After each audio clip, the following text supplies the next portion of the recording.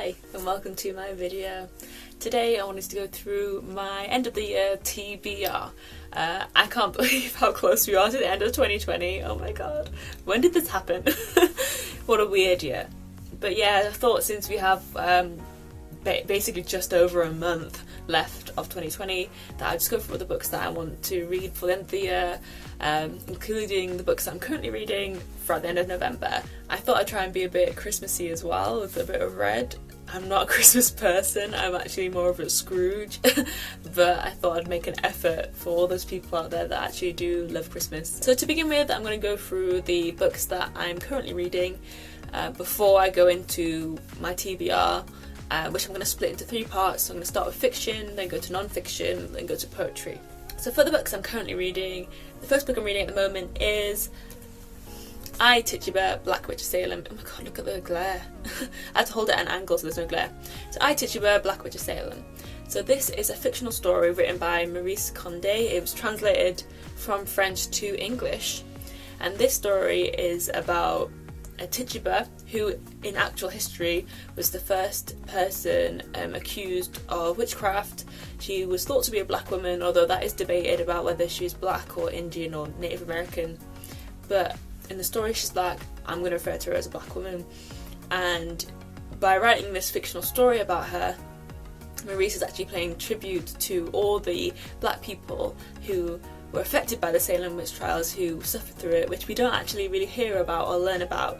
I mean, I didn't at school. When we learned about the Salem witch trials, it was always about white people, and we never learned about the black people who were affected this. And Tituba, is brought over to America as a slave from Barbados, and that's what I'm going to say.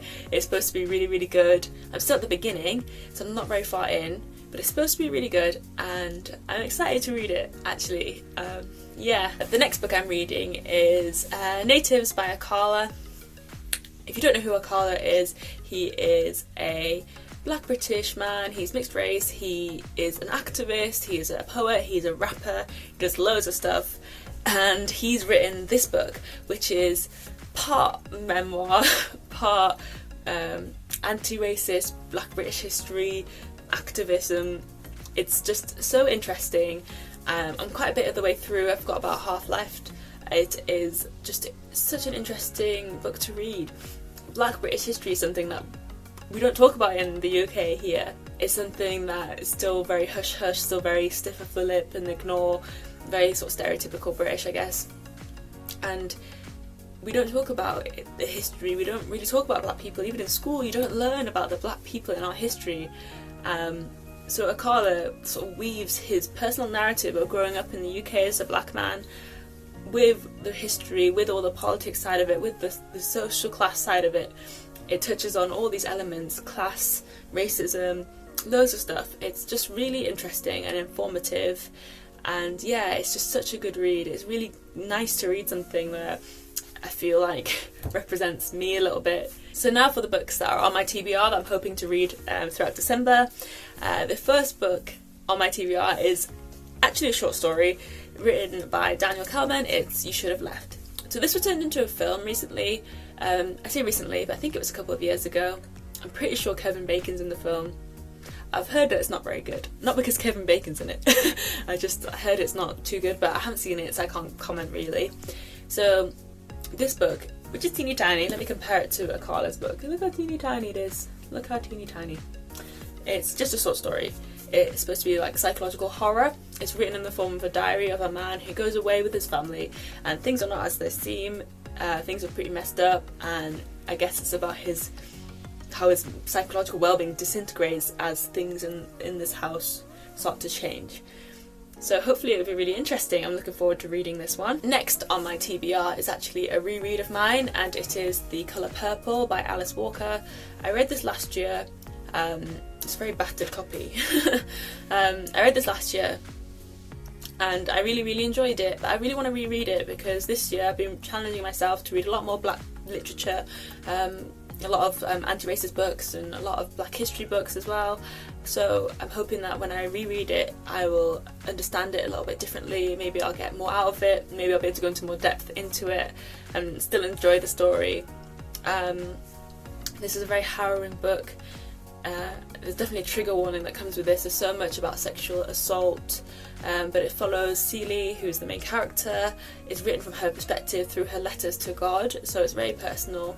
But her marriage to, well, her unwanted marriage, and her exploration of her sexuality as well, as she starts to fall for a woman. So there's nice like queer elements to the story as well.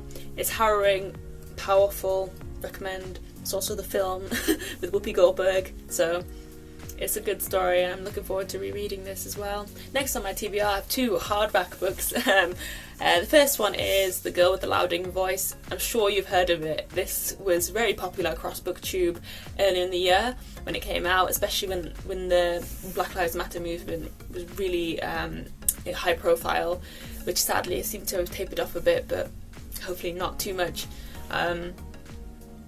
So a lot of people were reviewing this book and reading this book. So I'm looking forward to getting to it. It's been on my shelf for months. I actually got this copy second hand, but look how pristine it is. Jeez. Yeah. I'm not usually snobby about paperbacks or hardbacks. I don't really mind. I love second hand books. I love really well read, battered books. I love them so much. But I got the second hand and it's pristine. So I'm quite happy with that. It's supposed to be a very moving story about a 14-year-old girl forced into marriage. I think she's Nigerian. Yeah, Nigerian girl forced into marriage. I think it'd be interesting to read. I don't know why I've put it off. I feel like I might have a phobia of hardbacks because 3 of the books on this list are hardbacks, and I've been wanting to read them, and I've been avoiding it. I think I just felt intimidated by the size of hardbacks, even though if they were in paperback form they'd be a lot smaller. I don't know. The next book on my TBR is Rainbow Milk by Paul Mendez. This is a new release. I think it was released very recently, at least in the UK. It is a story of 2 men, so it's told from 2 perspectives. One is a black man who came from Jamaica to the UK in the 1950s, and the other is a young man called Jesse who is from a strict Jehovah's Witness family and rebels and runs away. And it's a story of race and class, and there's queer elements to the story as Jesse goes into male prostitution. It's supposed to be really good, and I'm really excited to read it. And part of what drew me to it was the cover. I just saw the cover, I was like in a bookshop, and I was like, whoa, what is this? It's just so interesting looking, and like I said, I'm not snobby about books, but I couldn't deny how pretty this like hardback purple is. Look at that, and the silver writing. Yeah, can't deny beauty when you see it, can you? So the final fiction book I have on my TBR is Star of Acre by Andrew Michael Hurley. So this is also a new release. Look at the cover. I literally got it because I saw the cover and I was like, what? That's so pretty. You got like skeletal hair, and the spine is like raised texture, and the ribs are raised texture. It's very morbid, but I think it's so cool. I love like skulls. Is that weird? I do love skulls. I have a bit of a collection, so I just thought it was beautiful, and it kind of matches my outfit. But Star of Acre is supposed to be a creepy story about grief and loss. I'll read a bit of the blurb to you. It says, the worst thing possible has happened. Richard and Juliet Wilbury's son, Ewan, has died suddenly at the age of 5. Star of Acre, their house by the moors, was to be full of life, but is now a haunted place. So I think this is like a creepy story. A lot of the reviews say it's very creepy. So I think this story is about the parents' grief, how they cope with grief. I think there's like culty stuff in it. And apparently they cope in very, very different ways. So it should be an interesting read. I love my creepy books. I think the cover is stunning. It has on the edges, if you look, has the lyrics to an old folk song called The Hair, which is just so cool. How cool is that? It's like, yeah, I just think it looks cool. I couldn't keep away from it when I saw it. I was just drawn to it immediately. So I'm looking forward to it. So that's my fiction TBR. So next is non-fiction. So the first I have on my non-fiction TBR is Hood Feminism. Hood Feminism was another book that, similar to The Girl with the Louding Voice, is another book that was like on a lot of people's reading list. A lot of people started reading it earlier in the year. the byline for it is notes from the women white feminists forgot. So I think it'd be really interesting to read a bit of black feminism. I know the author's American, or was American based, even though I'm pretty sure it touches on other topics as well. So I'd be interested to read it and see how much it applies to me as a British woman. I know that obviously Britain and America, both being Western countries, have a lot of similarities, but I am aware that there are a lot of cultural differences too, so I'm really interested to see how applicable I find this and how interesting and useful, and hopefully it will encourage me to seek out more black feminist books as well, maybe some British based ones too. So yeah, it should be a good read. It's another book that's been on my shelf for ages that I've just been ignoring because I just have a phobia of hardbacks. The next book I have is actually a memoir. It's I'm Telling the Truth But I'm Lying by Bassey, Ikpi. I'm really excited to read this book. I've heard that it's very honest, very, very brutally honest. So yeah, I'm excited. She is a Nigerian American. I think a lot of people might know her already, but I'm excited to read about it. It's not just about her experiences as a black woman, it's also experiences of mental health. She has a bipolar 2 diagnosis as far as I'm aware, and it's about her experience of mental health as well as just her life, and yeah, it's going to be interesting. I'm looking forward to reading this one.